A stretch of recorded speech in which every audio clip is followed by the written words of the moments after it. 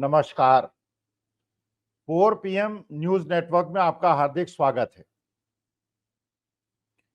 देखिए, मैं अपने जीवन में मैंने प्राइवेट नौकरी भी की, सरकारी नौकरी भी की, सेमी गवर्नमेंट में भी नौकरी की। मैंने अध्यापन में भी काम किया, मैं टीचर रहा, प्रोफेसर रहा। मैंने मैनेजमेंट के स्टूडेंट्स को पढ़ाया, फाइनेंस पढ़ाया, एंटरप्रेन्योरशिप पढ़ाया, मार्केटिंग पढ़ाया, एचआर पढ़ाया, मतलब सारे ही सब्जेक्ट पढ़ा हमारे।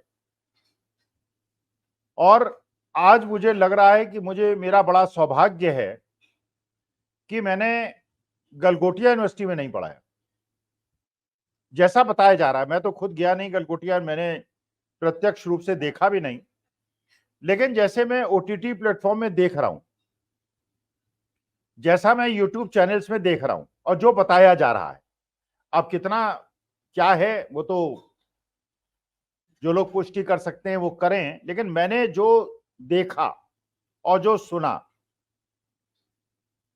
कि गलगोटिया यूनिवर्सिटी के छात्र राहुल गांधी के खिलाफ आंदोलन कर रहे हैं, ये कहते हुए कि इनहेरिटेंस टैक्स क्यों लगाने की बात कांग्रेस कर रही है।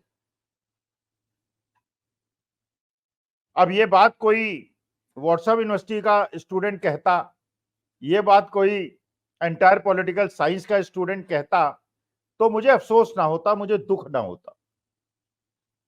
मुझे दुख इस बात का है कि ये बात जो कही वो गलगोटिया यूनिवर्सिटी के छात्रों द्वारा कही गई, जो मेरे ख्याल से नैक से रिकॉग्नाइज्ड इंस्टीट्यूट है और जिसको बताते हैं कि बहुत बढ़िया इंस्टीट्यूट है।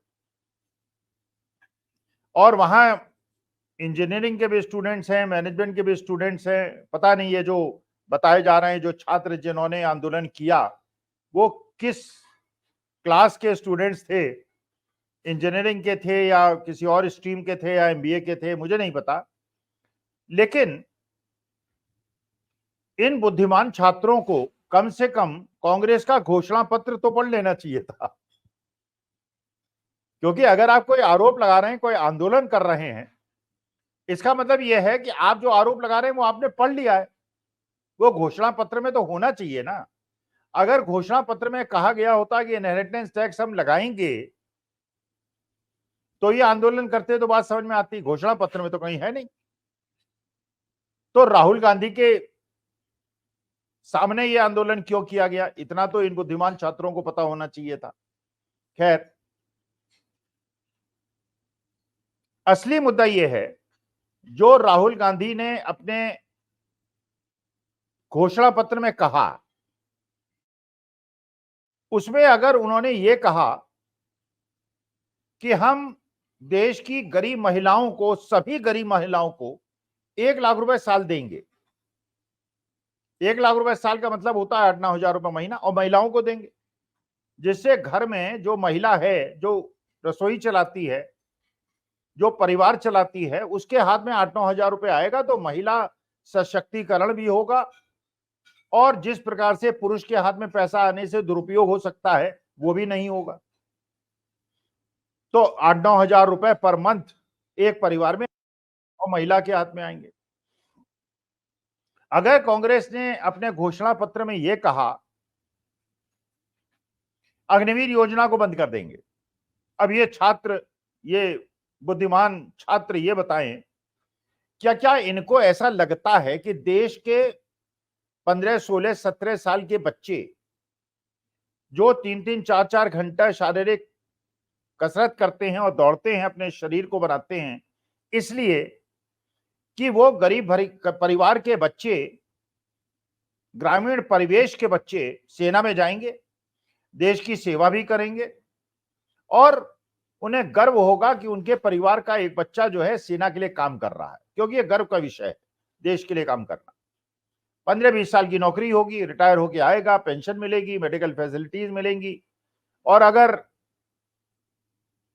भगवान न करे किसी का शहादत हो जाती है, उसे राजकीय सम्मान मिलेगा, शहीद का दर्जा मिलेगा, और उसके परिवार की ध्यान जो है सरकार रखेगी। लेकिन माननीय मोदी जी ने अग्निवीर योजना ला दी। अग्निवीर योजना में 4 साल के लिए किसी को रखा जाएगा, 6 महीने 1 साल की ट्रेनिंग दी जाएगी, उसके बाद सेना कि बिल्कुल फ्रंट लाइन में उसको झोंक दिया जाएगा, जैसे पता चल रहा है कुछ बच्चों को इजराइल भेज दिया गया है, और 4 साल के बाद 3/4 बच्चे घर आ जाएंगे, 1/4 को परमानेंट किया जाएगा। जब वो परमानेंट करने की बात होगी तो जो बच्चे हैं वहां पे जो जाएंगे अग्निवीर की योजना के तहत, जो उनके कर्नल और मेजर कहेंगे वो करेंगे, चाहे कुछ भी कहे करना पड़ेगा, इसलिए कि उनको एक्सटेंशन चाहिए, उनको परमानेंट नौकरी चाहिए। और उसके बाद वो घर आ जाएंगे और उनको कोई 9-10 लाख रुपए मिलेंगे। 9-10 लाख रुपए आप जानते हैं क्या होगा, एक झोपड़ी को पक्का भी नहीं करा सकते, पेंशन मिलेगी नहीं, मेडिकल फैसिलिटी मिलेगी नहीं, उनको अग्निवीर माना जाएगा, उनको सेना में कार्यरत रिटायर्ड आदमी नहीं बना जाएगा, 21 साल में बच्चा नौकरी रिटायर होके आ जाएगा। तो अगर राहुल गांधी ने घोषणा पत्र में कहा कि अग्निवीर योजना को वापस ले लेंगे, तो इन गलगोटिया यूनिवर्सिटी के छात्रों को, बुद्धिमान छात्रों को, क्या उसमें कोई परेशानी है? अगर देश की 60% आबादी खेती पे निर्भर करती है, जिसमें किसान भी हैं, जिसमें मजदूर भी हैं, जब से जीडीपी की बढ़ोतरी नहीं हुई, उस अनुपात में, जिस अनुपात में लोन लिया गया, जो लोग निजी उपक्रम में काम कर रहे थे वो गांव की तरफ शिफ्ट हो गए, किसानी पे बोझ बढ़ गया। जहां 3 भाई काम कर रहे थे अब 4 भाई काम कर रहे हैं, और अगर सेना में बच्चे नहीं जा रहे हैं तो 5 भाई काम कर रहे हैं, खेत बढ़ रहे हैं, आमदनी कम हो रही है। तो अगर राहुल गांधी अपने कांग्रेस के घोषणा पत्र में कह रहे हैं कि किसानों को एमएसपी की गारंटी दी जाएगी, जबकि आपको पता ही है कि माननीय मोदी जी के समय में एक 13 महीने का आंदोलन हुआ था, किसान जो है दिल्ली जाना चाहते थे, उनको दिल्ली में घुसने नहीं दिया गया था। 13 महीने आंदोलन चला था, जो विश्व का सबसे बड़ा आंदोलन रहा होगा। महात्मा गांधी के जमाने में भी इतना बड़ा आंदोलन नहीं हुआ, जो 75 साल में पहली बार हमने देख लिया। बहुत सारे किसानों की शहादत हुई, गर्मी, बरसात, धूप में उन्होंने कष्ट सहे, लेकिन माननीय मोदी जी ने टस से मस नहीं हुए। लेकिन 13 महीने के बाद अचानक एक दिन प्रकट हुए वो, क्योंकि चुनाव पास था। उन्होंने कहा कि मेरी तपस्या में कुछ कमी रह गई है और ये मैं कानून वापस ले रहा हूं, 13 महीने बाद, कष्ट देने के बाद, क्योंकि किसान अन्नदाता जो है एमएसपी मांग रहा था। फिर अभी 3-4 महीने पहले पंजाब के किसान, हरियाणा के किसान, राजस्थान के किसान दिल्ली आना चाहते थे अपनी व्यथा बताने, अपने उस व्यक्ति को, उस सरकार को जिनसे उन्होंने ही चुना था। हरियाणा सरकार ने पंजाब की सीमाओं में घुसकर बोल्डर्स लगा दिए, किले गाड़ दिए, उनको नहीं घुसने दिया। एक बच्चे की मौत हो गई, शुभकरण सिंह की, और कईयों की आंखें फूट गई। बताते हैं 5 लोगों, बच्चों की आंखें फूट गई, बहुत लोग घायल हुए, लेकिन आने नहीं दिया। किसान भी अड़े हुए हैं, वो भी अपना आंदोलन अपने हिसाब से चला रहे हैं, प्रण ले रहे हैं, गांव के अंदर नहीं घुसने दे रहे हैं, वो अलग मुद्दा है। असली मुद्दा ये है, ये क्या गलगोटिया यूनिवर्सिटी के ये प्रबुद्ध छात्र ये चाहते हैं कि हमारे देश के किसानों को एमएसपी न मिले, और अगर उन्हें एमएसपी मिल जाएगी तो मजदूरों को भी फायदा होगा, जब किसान को फायदा होगा तो मजदूरों को फायदा होगा। तो क्या अब ये पैसे का खर्चा तो है, ये तो सब जानेंगे, जिन्हें अर्थशास्त्र नहीं भी पता उन्हें पता है कि अगर देश की गरीब महिलाओं को 1 लाख रुपए साल दिया जाएगा, अगर अग्निवीर योजना खत्म कर दी जाएगी और उसके बाद परमानेंट नौकरी दी जाएगी, पेंशन दी जाएगी और बाकी खर्चे बढ़ाए जाएंगे, अगर एमएसपी की गारंटी दी जाएगी, तो पैसे की जरूरत तो होगी। तो अगर इसका एक पैरेलल, वैसे कांग्रेस के घोषणा पत्र में नहीं है, लेकिन मैं जो एक प्रोफेसर ऑफ मैनेजमेंट साइंस जो मैं समझता हूं, फिर पूछते कि साहब पैसा कहां से आएगा। अगर किसी भले मानस ने, जो विदेश में रहता है, अगर उसने कहा कि अमेरिका के अंदर इनहेरिटेंस टैक्स है और ये होना चाहिए हिंदुस्तान के अंदर, जैसे जो बड़े बड़े पूंजीपति, बड़े बड़े करोड़पति, अरबपति हैं, जब उनके यहां एक पौत्र या पौत्री पैदा होती है तो उसकी जो शेयर में उसको प्राइस मिलता है वही करीब 1 लाख करोड़ हो जाता है।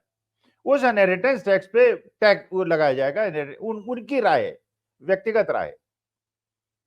लेकिन अगर देश के फिल्दी रिच से कुछ पैसा निकाल लिया जाए किसी भी माध्यम से, वेल्थ टैक्स के माध्यम से, इनहेरिटेंस टैक्स के माध्यम से, कॉर्पोरेट टैक्स जो कम किया गया माननीय मोदी जी के जमाने में कॉर्पोरेट्स के ऊपर, और उससे 1.5 लाख करोड़ रुपए पर ईयर का नुकसान हुआ। 15-16 लाख करोड़ के जो ऋण माफ किए गए पूंजीपतियों के, गरीबों के नहीं किए गए, एजुकेशनल लोन्स नहीं राइट ऑफ किए गए, बच्चों को नौकरी नहीं मिली। और अगर कांग्रेस का घोषणा पत्र कहता है कि हम एजुकेशनल लोन को राइट ऑफ कर देंगे, तो गलगोटिया यूनिवर्सिटी के छात्रों को क्या परेशानी? अच्छा, जितने लोग आंदोलन करने गए थे, मैं तो पहले अगर होता या मेरे को पुष्टि होती कौन बच्चे थे, तो मैं पता चलाता कि उनके पास इनहेरिटेंस में कितना पैसा आने वाला है। कुछ ही होंगे, 2-4-6% होंगे जिनके पास पैसे की समस्या होगी कि बड़ी बड़ी गाड़ियां और कोठियां हैं। इसमें 50% बच्चे ऐसे होंगे जो बिल्कुल गरीब और मध्यम वर्ग परिवार के हैं, क्योंकि मैंने जिस यूनिवर्सिटी में पढ़ाया है, मैंने उसका सैंपल देखा, तो उसमें 50% बच्चे हैं जो मध्यम वर्गीय और निम्न आय वर्ग के हैं, लेकिन उनके माता पिता अपने बच्चों को पढ़ाने के उद्देश्य से खेत बेचकर, कर्ज लेकर उनको मैनेजमेंट और इंजीनियरिंग पढ़ने के लिए भेजते हैं। और जब उन बच्चों को नौकरी नहीं मिलती तो उन्हें कष्ट होता है, क्योंकि एजुकेशनल लोन वापस नहीं कर पाते। तो इसका मतलब यह है कि इन बच्चों को प्रबंधन ने भेजा था। अच्छा, प्रबंधन ने भेजा था, इसका मतलब प्रबंधन ने खुद तो नहीं भेजा, कहीं ऊपर से आदेश आया।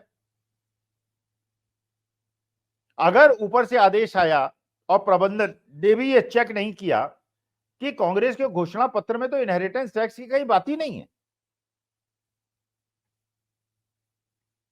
और इन बुद्धिमान छात्रों ने भी ये चेक नहीं किया कि कहीं घोषणा पत्र में नहीं है, और वो पहुंच गए वहां पर।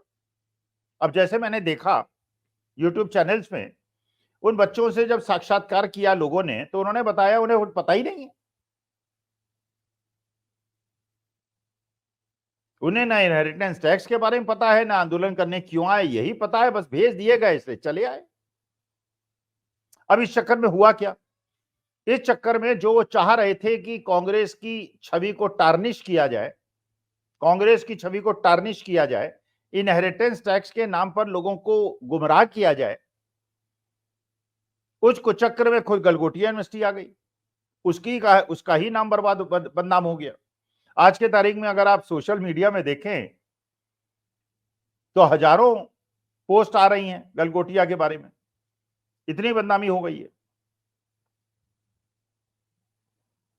केवल इसलिए कि किसी के राजनीतिक आका के निर्देश पर उसकी गुड बुक्स में बने रहने के लिए, क्योंकि आपकी उत्तर प्रदेश में यूनिवर्सिटी है,